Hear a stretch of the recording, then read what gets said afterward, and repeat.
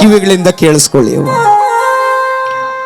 ನಗು ಅಳುವುದ್ರ ಜೊತೆಗೆ ಇವತ್ತು ಪ್ರಪಂಚ ಏನಾಗ್ತಾ ಇದೆ ಅನ್ನೋದನ್ನ ನೀವು ನೋಡ್ತಾ ಇದ್ರೆ ನಿಜವಾಗ್ಲೂ ಈ ಮನುಷ್ಯ ಜನ್ಮ ಬದುಕ್ತದೋ ಇಲ್ವೋ ಅಂತ ಅನ್ನೋ ಒಂದು ಅಪನಂಬಿಕೆ ಬಂದೋಗಿದೆ ನಮಗೆಲ್ಲರಿಗೂ.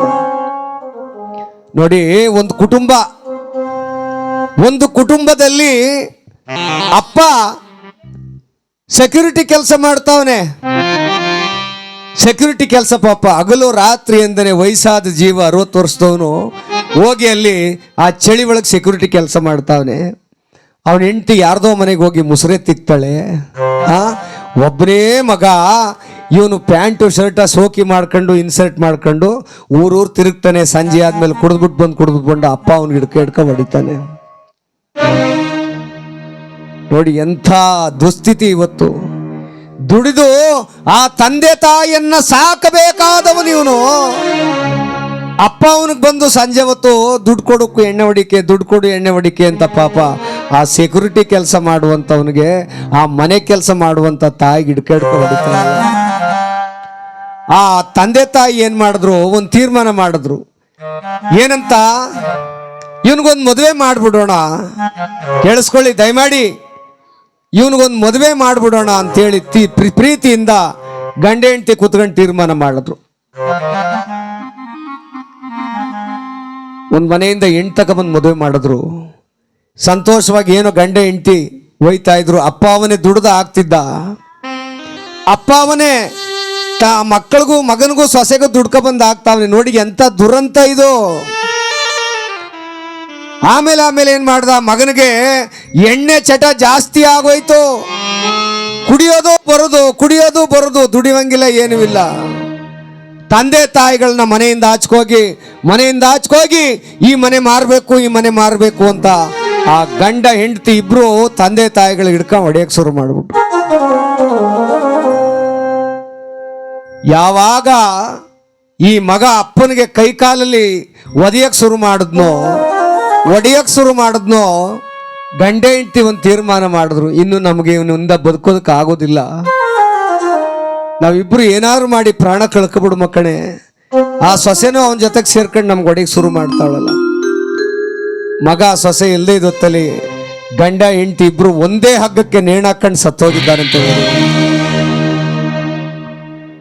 ಇಂಥ ಮಕ್ಕಳು ಈ ಸಮಾಜದೊಳಗಿದ್ರೆ ಪ್ರಪಂಚ ಉಳಿತದೇನ್ರವ? ಸಂಬಂಧಗಳು ಉಳಿತದೇನ್ರವ? ಭಗವಂತ ನಮಗೆ ಕೊಟ್ಟಿರ್ತಕ್ಕಂಥದ್ದು ತಂದೆ ತಾಯಿಗಳ ಪಾದವನ್ನ ಎಡಬಿಡದೆ ಪೂಜೆ ಮಾಡ್ರಪ್ಪ, ಅವ್ರಿಗಂತೂ ಅನ್ನ ಹಾಕ್ರಪ್ಪ ಅಂದ್ರೆ ಈ ತಾಯಿ ತಂದೆನ ಹಿಂಗೆ ಸಾವಿನ ದವಡಕ್ಕೆ ನೂಗ್ತಾ ಇದ್ದಾರಲ್ಲ ಮಕ್ಕಳು. ಅರ್ಧ ದಾರಿಲಿ ಕರ್ಕೊಂಬಂದು ಬಿಟ್ಬಿಡೋದು, ಅಪ್ಪ ಅವನ್ನ ಹೊಡೆದು ಆಚೆ ಕಳಿಸೋದು, ಮಗಳ ಮನೆಗೆ ಹೋಗು ಅನ್ನೋದು. ಮದುವೆ ಆದ್ಮೇಲೆ ಅವನ ಹೆಂಡತಿ ಮಕ್ಕಳ ಜೊತೆ ಅವ್ರು ಸುಖವಾಗಿರೋದು. ಅಪ್ಪ ಅವ ಎಲ್ಲೋ ಒಂದ್ ಕಡೆ ಆ ಮುದಿ ಜೀವಗಳು ಆ ಕಷ್ಟನ ಸುಖನ ನೊಂದ್ಕೊಂಡು ಬದುಕ್ತವೆ. ಅವು ಎಷ್ಟು ಆಸ್ತಿ ಇದ್ರೇನು, ಎಷ್ಟು ಅಂತಸ್ತಿದ್ರೇನ್ರಪ್ಪ. ಅದಕ್ಕೆ ಹೇಳ್ತಾರೆ, ಈ ಬದುಕು ಅಂತಕ್ಕಂಥದ್ದು ನೀರ್ ಮೇಗಳ ಗುಳ್ಳೆ ಇದ್ದಾಗೆ. ನೋಡಿ, ಆ ತಂದೆ ತಾಯಿನೋ ಸತ್ತೋದ್ರು, ತಿಥಿ ಮಾಡೋ ದಿನ ಆ ಮಗ ಸೊಸೆ ಅವ್ರ ಫೋಟೋನ ಮನೆಯೊಳಗೆ ಇಡಿಸ್ಕೊಡದೆ ಹೋದ್ನಂತೆ. ನೋಡಿ, ಅದು ಯಾರೋ ಅಕ್ಕಪಕ್ಕದವ್ರು ಬಂದು ಏನೋ ಒಂದು ಕರ್ಮ ಕಳೆದು ಹೆಂಗೋ ತಿಥಿ ಮಾಡಿ ಕಳಿಸಿದ್ರು. ಇವತ್ತು ಮಗ ಹುಚ್ಚನಾಗ ಹಲಿತಾ ಇದ್ದಾನೆ, ಮನೆ ಮಾರ್ದ, ಕುಡ್ದ, ತೀರ್ಸ್ತಾ, ಮುಗ್ದೋಯ್ತು. ಹೆಂಡತಿ ಯಾರ ಜೊತೆಲೋ ಓಡೋದ್ಲು. ಈಗ ಮಗ ಹುಚ್ಚನಾಗಿ ತಿರುಗ್ತಾ ಇದ್ದಾನೆ. ತಂದೆ ತಾಯಿಗಳ ಮಾತು ಕೇಳದೆ ಹೋದ್ರೆ ನಮ್ಮದು ಈ ಸ್ಥಿತಿನೇ. ಎತ್ತವರ ಮಾತು ಕೇಳಿದ್ರೇನೆ ನಮಗೆ ಒಳ್ಳೇದಾಗೋದು, ಭಗವಂತ ಒಳ್ಳೇದು ಮಾಡೋದು. ಅದಕ್ಕೆ ತಾಯಿ ತಂದೆಯರ ಸೇವೆಯನ್ನು ಮಾಡೋಣ. ತಾಯಿ ತಂದೆಯ ಸೇವೆಯ ಮಾಡೋ ಕೇಳೋ ನನ್ನಣ್ಣ,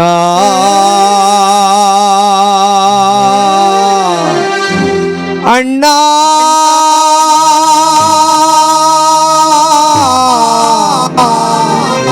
ಅಣ್ಣ ಅವ್ವ.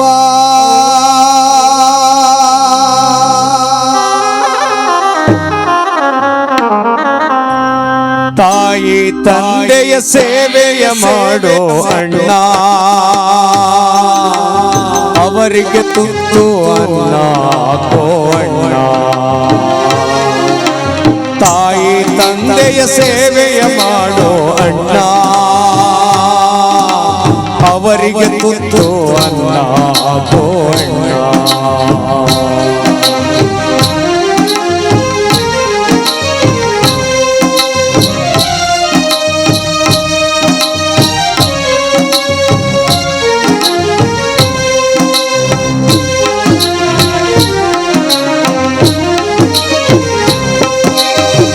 ಗುಂಡಾರ ಸುತ್ತಬೇಡವೋ ಅಣ್ಣ,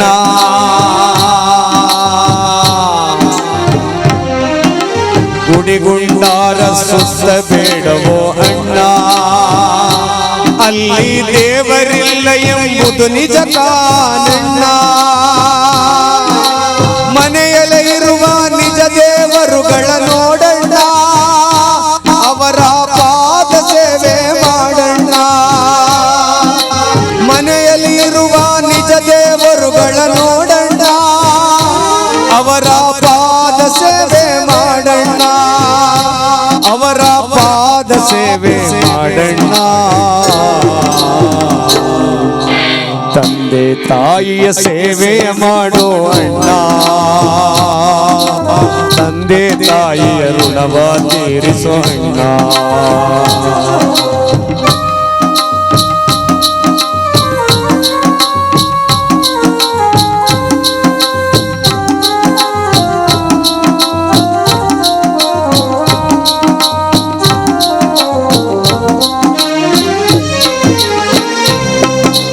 ಒಂಬತ್ತು ತಿಂಗಳು ಎತ್ತು ಒತ್ತವಳಣ್ಣ, ಎರುವ ನೋವು ಅವಳಿಗೆ ಗೊತ್ತು ಕಾಣಣ್ಣ. ನಿನಗೇನು ಗೊತ್ತಣ್ಣ,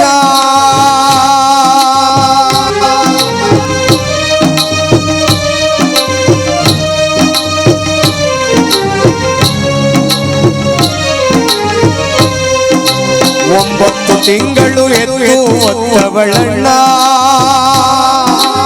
ಎರುವ ನೋವು ನಿನಗೇನ್ ಗೊತ್ತು ಅಣ್ಣ, ನಿನಗೇನ್ ಗೊತ್ತು ಅಣ್ಣ. ತಂದೆ ಎಂಬ ಶಕ್ತಿಯನ್ನು ನೋಡಣ್ಣ, ತಂದೆ ಎಂಬ ದೇವರ ನೀನು ನೋಡಣ್ಣ. ಅವರ ಪಾದ ಸೇವೆಯ ಮಾಡಿ ಋಣವ ತೀರ್ಸಣ್ಣ, ಅವರ ಪಾದ ಸೇವೆಯ ಮಾಡಿ ಋಣವ ತೀರ್ಸಣ್ಣ. ತಂದೆ ತಾಯಿಯ ಸೇವೆಯ ನೀನು ಮಾಡಣ್ಣ, ಎಂದಿಗೂ ಅವರಿಗೆ ಒಡೆಯ ಬ್ಯಾಡಣ್ಣ. ಅತ್ತೆ ಮಾವರ ಸೇವೆ ಮಾಡೋ ನನ್ನವ್ವ, ಅವರಿಗೆ ಎಂದು ಒಡೆಯ ಬ್ಯಾಡ ಕಾಣವ್ವ. ಅವರೇ ದೇವರು ಕಾಣವ್ವ, ದೇವರು ಕಾಣವ್ವ. ತಂದೆ ತಾಯಿಯ ದೇವರು ಕಾಣವ್ವ, ಅವರೇ ನಮ್ಮ ಪಾಲಿನ ದೇವರು ಕಾಣ್ರವ್ವ.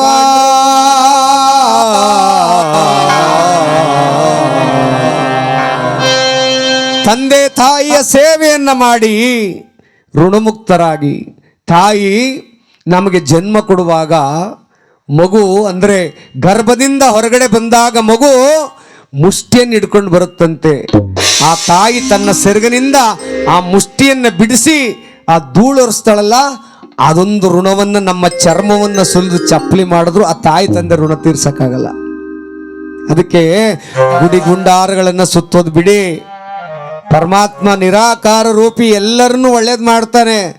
ಬರೀ ದೇವಸ್ಥಾನಕ್ಕೆ ಹೋದವ್ರು ಒಳ್ಳೇದು ಮಾಡ್ತಾನೆ, ಇಲ್ಲಾಂದ್ರೆ ಕೆಟ್ಟದ್ದು ಮಾಡ್ತಾನೆ ಅಂತಲ್ಲ. ತಾಯಿ ತಂದೆ ಸೇವೆಯನ್ನು ಯಾರು ಮಾಡ್ತಾರೋ ಅವರಿಗೆ ದೇವಸ್ಥಾನಕ್ಕೆ ಹೋಗುವಂತ ಪ್ರಮೇಯವೇ ಬರೋದಿಲ್ಲ ಅಂತ ಹೇಳಿ. ಅದಕ್ಕೆ ತಂದೆ ತಾಯಿಗಳೇ ದೇವರು, ಅವರ ಸೇವೆಯನ್ನು ಮಾಡೋಣ.